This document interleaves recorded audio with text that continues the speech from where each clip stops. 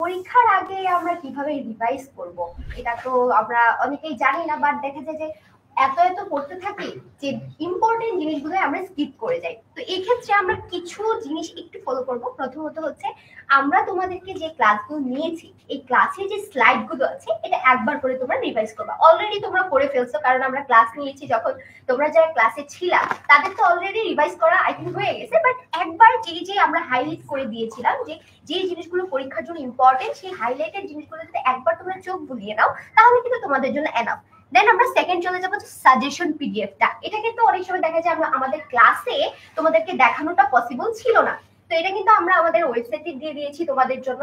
তো এই যে সাজেশন পিডিএফটা এটা কেন দরকার, ওখানে আমরা এত পরিমাণে প্রশ্ন দিয়েছি তোমাদেরকে যে তোমরা যদি এই প্রশ্নগুলো একবার করে পড়ো একটা চ্যাপ্টার পুরো তোমাদের মুখস্থ হয়ে যাবে, এরকম করে দেওয়া।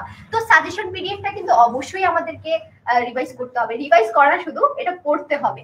দেন হচ্ছে আমরা চলে যাব, আমাদের কিন্তু প্রত্যেকটা গল্পের সাথে কিছু ব্যাকরণের টপিক ছিল, তাই না বলো? প্রত্যেকটা তোমরা যারা ষষ্ঠ থেকে নবম শ্রেণী পর্যন্ত আছো তারা সবাই কিন্তু দেখেছো যে আমাদের অধ্যায় ভিত্তিক কিছু ব্যাকরণের প্রশ্ন থাকতো এবং সেখান থেকে আমরা কিন্তু কিছু বিষয় তোমাদেরকে একদম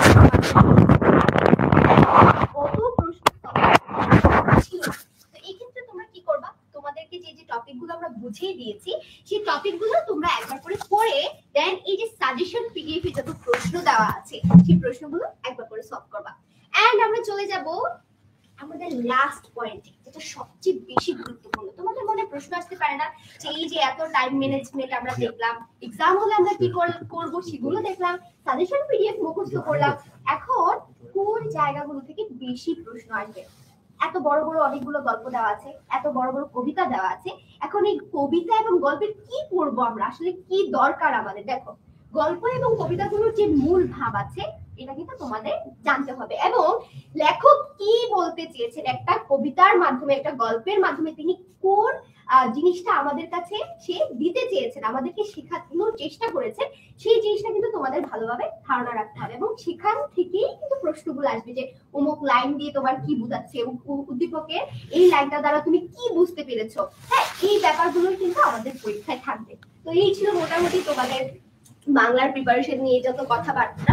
এখন তোমাদের সামনে বার্ষিক পরীক্ষা কিন্তু একদম চলে আসছে, তোমাদের সবার জন্য দোয়া এবং শুভকামনা।